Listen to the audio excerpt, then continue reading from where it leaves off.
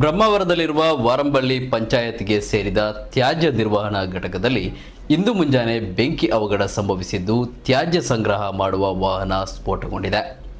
ಇಂದು ಬೆಳಗಿನ ಜಾವ 3 ಗಂಟೆ ಸುಮಾರಿಗೆ ಈ ಅವಘಡ ಸಂಭವಿಸಿದ್ದು ಘಟನೆಯಿಂದ ತ್ಯಾಜ್ಯ ಸಂಗ್ರಹ ವಾಹನವೊಂದು ಸ್ಫೋಟಗೊಂಡಿದೆ ಎನ್ನಲಾಗಿದೆ. ಬೆಂಕಿಯ ಕೆನ್ನಾಲಿಗೆಗೆ SLRM ಘಟಕ ಸಂಪೂರ್ಣ ಬೆಂಕಿಗೆ ಆಹುತಿಯಾಗಿದೆ.